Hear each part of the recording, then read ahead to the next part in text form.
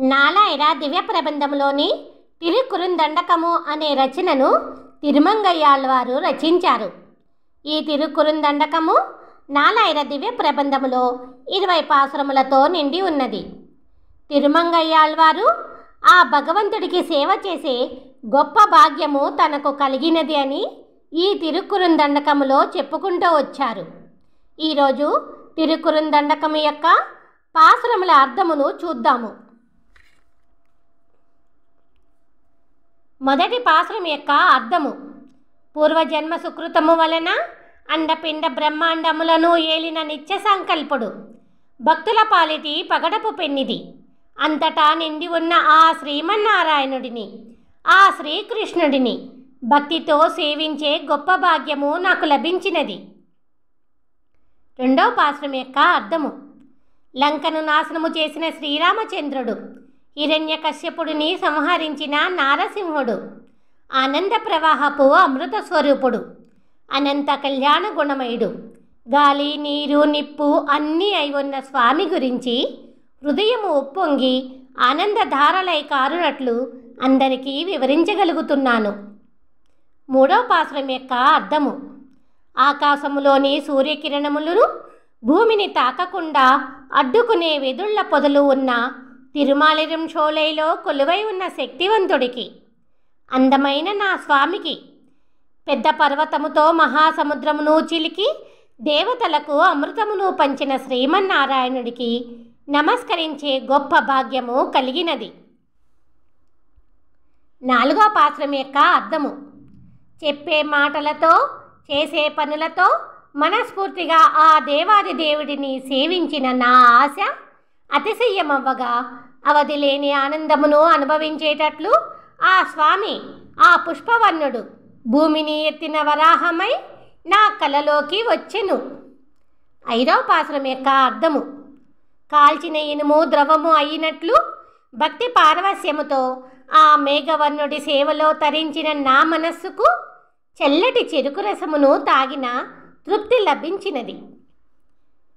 ఆరో పాసురం యొక్క అర్థము: త్రిమూర్తులలో మూల కారణుడు అయిన అద్వితీయుడిని, లోకములను నోటిలో చూపిన శ్రీకృష్ణుడిని, తిరుకొడందలో కొలువై ఉన్న అభయామృత స్వామిని, దివ్య తేజముతో వెలిగే మణిమయ భూషణుడిని, బంగారము వంటి పచ్చని పసిమి రంగు కలిగిన ఆనందకరుణుడిని, దేవతలకు శిరోభూషణము వంటి శ్రీమన్నారాయణుడిని తేనె వంటి తెయ్యని పాసురములతో కీర్తించగలుగుతున్నాను.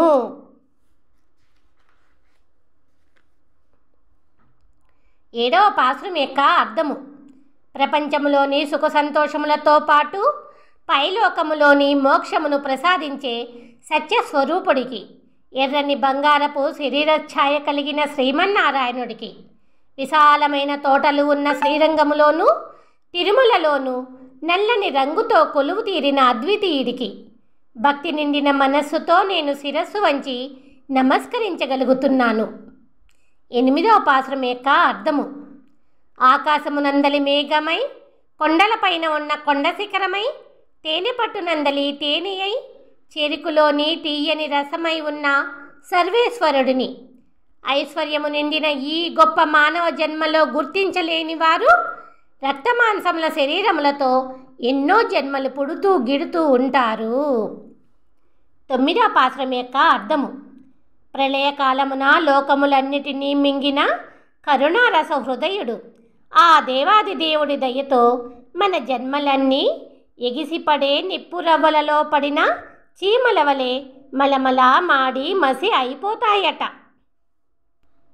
పదవ పాసురం యొక్క అర్థము: శ్రీమన్నారాయణుడా, ఓ స్వామి, ముచ్చపు కాంతి మరకతమా, ఉరుముల మెరుపుల నీలిమేఘమా, పాపాత్ముడిని అయిన నా మనస్సున శాశ్వతముగా కొలువై ఉండి భక్తి పారవస్యముతో నీకు సేవ చేసే గొప్ప భాగ్యమును ప్రసాదించు స్వామి.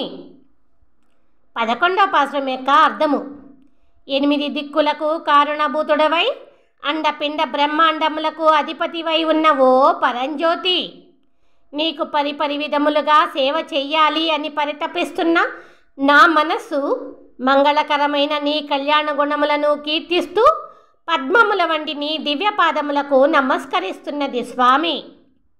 12వ పాసురం యొక్క అర్థము.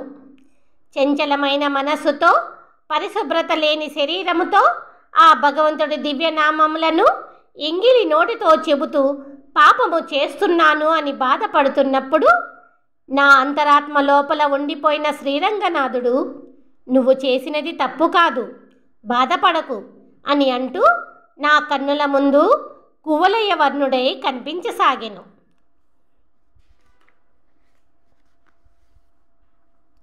13వ పాసురం యొక్క అర్థము. సీతాకోక చిలకలతో పాటు అందమైన తుమ్మిదలు గుంపులు గుంపులుగా తిరిగే రంగురంగుల పూల తోటలున్న శ్రీరంగమున కొలువై ఉన్న స్వామిని, చెరుకు రసము వంటి తీయని స్వామిని కన్నులారా దర్శించగానే నన్ను పట్టుకుని ఉన్న భయంకరమైన పాపములన్నీ పారిపోయెను. 14వ పాసురం యొక్క అర్థము. తెల్లని రెక్కల హంసలు అల్లరి చేస్తూ తిరిగే సెలేటి నీటిలో కళకళలాడే కలవ పువ్వులు ఉన్న తిరుక్కడంద నగరములో కొలువై ఉన్న అభయామృత స్వామి వలన కలువ కన్నుల స్త్రీల కలయికే గొప్పది అని తలచిన నా పాపపు మనస్సు పవిత్రమైనది. 15వ పాసురం. రావణాసురుడి లంకకు తోకతో నిప్పు పెట్టిన ఆంజనేయుడు సేవించిన శ్రీరామచంద్రుడికి అజ్ఞానము నిండిన నా మనసు కరిగేటట్లుగా భక్తితో నమస్కరిస్తున్నాను. 16వ పాసురం యొక్క అర్థము. మాయలేడిని చంపి మధ్య చెట్లను పడగొట్టి భూమిని కొలిచి మందర పర్వతముతో క్షీరసాగరమును చిలికి అమృతమును దేవతలకు పంచి అందరినీ రక్షిస్తున్న శ్రీమన్నారాయణుడికి భక్తి పారవస్యపు పాసురమాలను పూలమాలలుగా చుట్టి సమర్పిస్తున్నాను. 17వ పాసురం యొక్క అర్థము.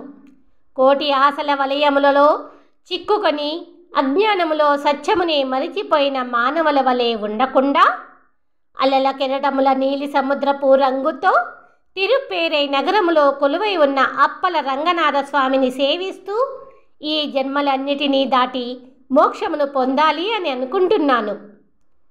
18వ పాసురం యొక్క అర్థము.